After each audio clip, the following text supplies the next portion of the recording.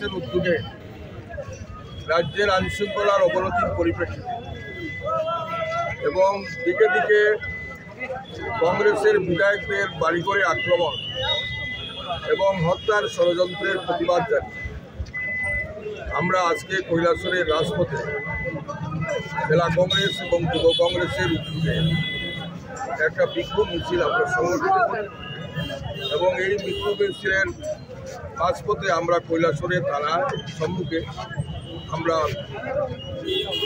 দীর্ঘক্ষণ যাবৎ বিক্ষোভ প্রদর্শন আসামিকে গ্রেপ্তার করার দাবিতে। আমি একটা ঘটনা আপনাদের উপস্থাপন করছি।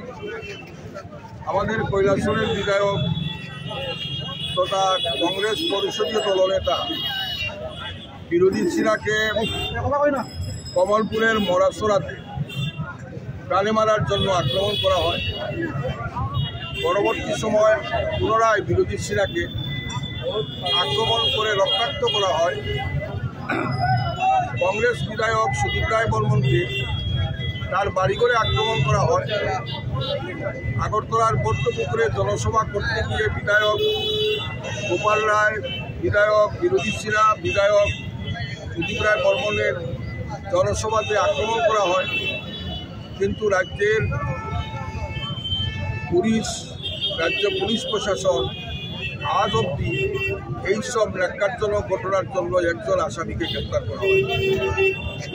রাজ্যের মুখ্যমন্ত্রী বলেছেন ত্রিপুরা রাজ্যের আইন শৃঙ্খলা অনেকটা ভালো আছে।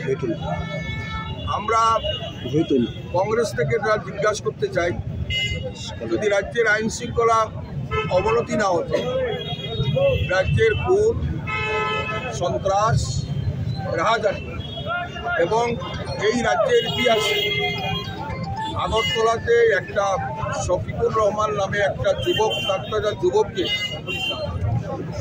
তাকে টুকরো করে ফ্রিজে ভরে গন্ডাসরাতে তাকে নিয়ে যাওয়া এবং এই ধরনের ন্যাক্কারজনক ঘটনা এই রাজ্যে অতীতে কোনোদিন সংঘটিত হয়।